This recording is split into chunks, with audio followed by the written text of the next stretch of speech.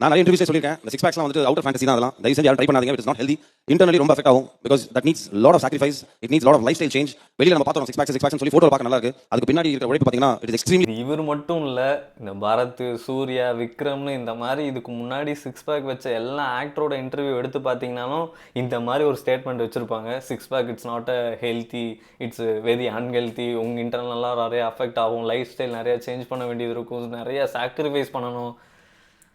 Wait, six pack வைக்கிறது அன்ஹெல்த்தினா அப்போ கிறிஸ்டியானோ ரொனால்டோ அன்ஹெல்த்தியா, மைக் டைசன் அன்ஹெல்த்தியா, ஜாக்கி சான், ப்ரூஸ்லி இவங்கெல்லாம் அன்ஹெல்த்தியா? கிடையாதுல்ல.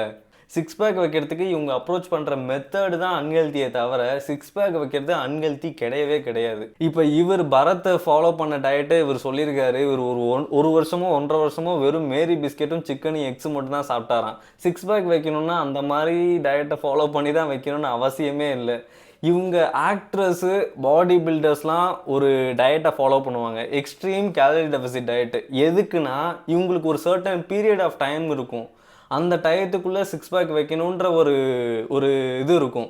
ஸோ அதனால ஒரு கிராஷ் டயட் மாதிரி இவங்க வந்து எக்ஸ்ட்ரீம் கேலரி டெபிசிட்ல இருந்து பாடி ஃபேட் பர்சன்டேஜை குறைச்சி அந்த ஒரு ஃபிசிக்கை கொண்டு வருவாங்க. இப்போ அதே ஃபிசிக்கில் ரொம்ப ரிப்புடாக பாடி ஃபேட் பர்சன்டேஜ் சிங்கிள் டிஜிட்டில் கொண்டு வந்து அதே ரிப்புடு ஃபிசிக்கே கண்டினியூ பண்ணணும்னா அது அன்ஹெல்தி தான். பட் ஸ்டில் நீங்கள் ஒரு 13 to 14 பாடி ஃபேட் பர்சன்டேஜில் சிக்ஸ் பேக் ஃபிசிக்கை அச்சீவ் பண்ணி உங்களால் ஹெல்த்தி வேலை மெயின்டைன் பண்ண முடியும். அதுக்காக நீங்கள் ஒன்றும் உங்களோட லைஃப் ஸ்டைலவே புரட்டி போட்டு ஒரு சேஞ்ச் பண்ணணும், அதுக்காக நீங்கள் எக்கச்சக்க சாக்ரிஃபைஸ் பண்ணணும்லாம் ஒரு அவசியமும் கிடையாது. மேக்ஸிமம் உங்களோட லைஃப் ஸ்டைல் சேஞ்சாக இந்த சாக்ரிஃபைஸ் என்ன பண்ணுற மாதிரி இருக்குன்னா ஒரு well planned balanced diet and workout plan. Junk ஃபுட்டை ரொம்ப குறைச்சிடணும்.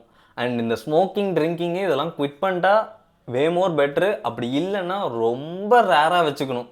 இதுதான் உங்களோட லைஃப் ஸ்டைலில் நீங்கள் பண்ணக்கூடிய சேஞ்ச் அண்ட் சாக்ரிஃபைஸ். இதை தாண்டி நீங்கள் பெருசாக இவர் சொல்கிற மாதிரிலாம் பயங்கர எக்ஸாஜரேட்டர்லாம் ஒன்றும் பண்ண தேவையில்ல.